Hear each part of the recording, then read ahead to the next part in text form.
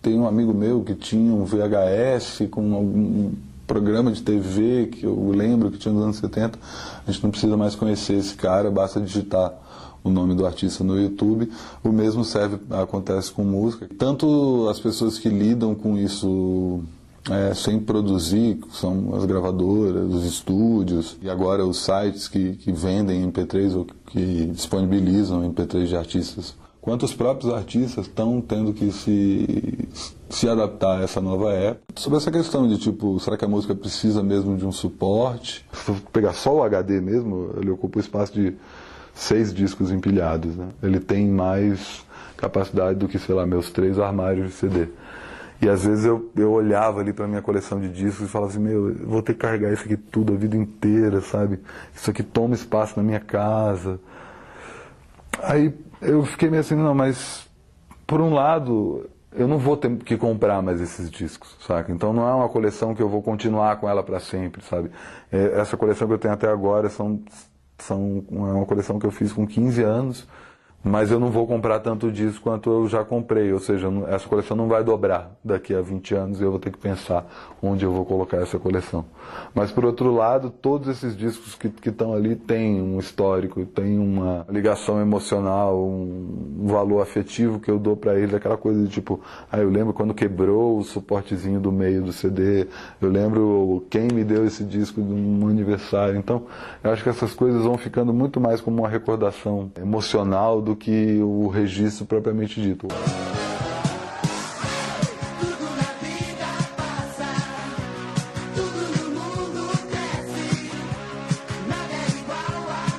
Se hoje em dia a gente entra em qualquer programa de compartilhamento de arquivo e consegue baixar qualquer música de qualquer lugar do mundo, de qualquer época, antigamente não era assim. Por conta da ditadura militar, o Brasil tinha um negócio que chamava reserva de mercado.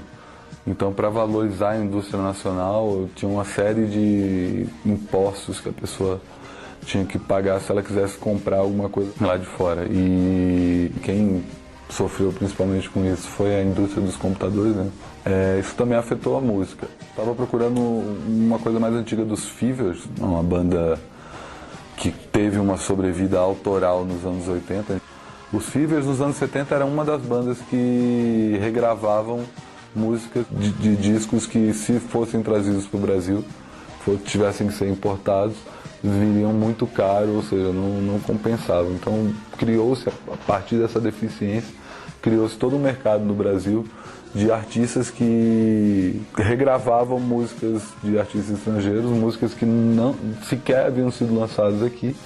E são músicas que boa parte dos brasileiros acham que são desses artistas, né? Os Fevers tiveram aí uma sobrevida muito em parte graças à Globo, que encomendava trilha sonora para eles.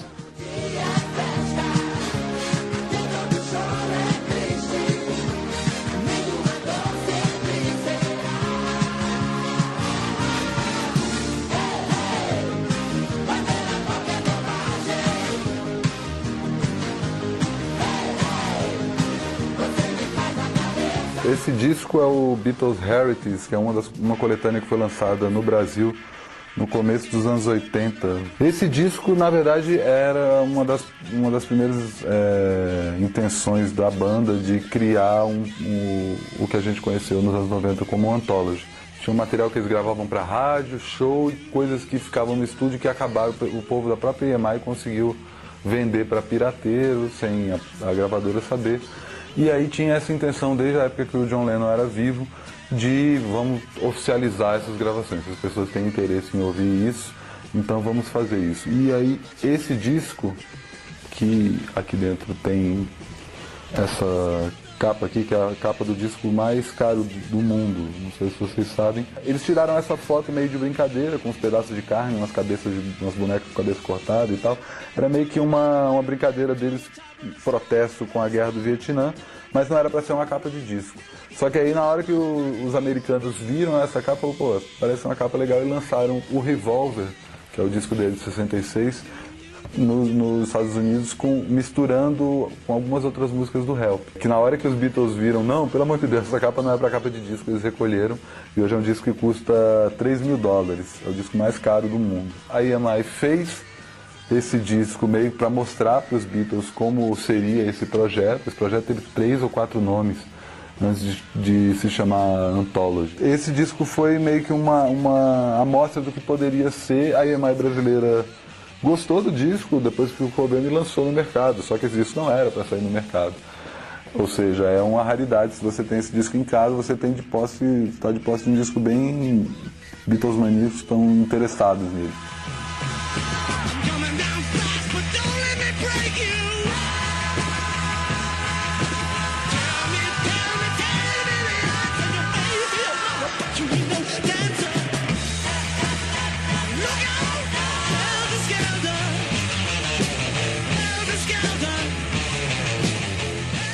Ainda falando sobre lançamentos, não relançamentos, discos oficiais e piratas, esse é o primeiro disco do Velvet Underground, a banda do Lou Reed e do John Cale, que saiu no Brasil.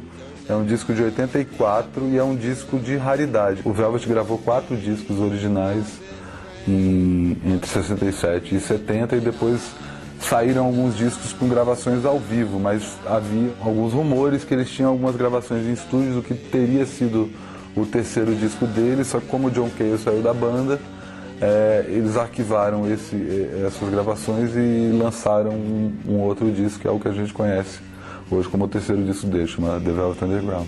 E esse disco apareceu nos anos 80 e é justamente o tal terceiro disco da banda que teria sido lançado se o John Cale não saísse.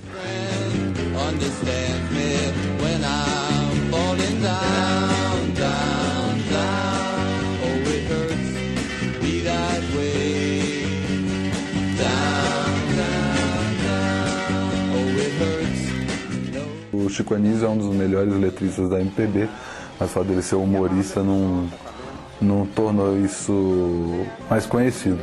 Ele teve essa banda que na verdade era um personagem, que é uma tiração de onda com os baianos originais, né, Caetano, Gil e tal, que era ele com o Arnaud Rodrigues, que a maioria das pessoas conhece como o ceguinho do rock santeiro. O urubu tá com raiva do boi, e eu já sei que ele tem razão. É que o urubu tá querendo comer, mas o boi não quer morrer, não tem alimentação. O urubu tá com raiva do boi, e eu já sei que ele tem razão. Eu não falei do Caetano, mas eu resolvi falar do Chico.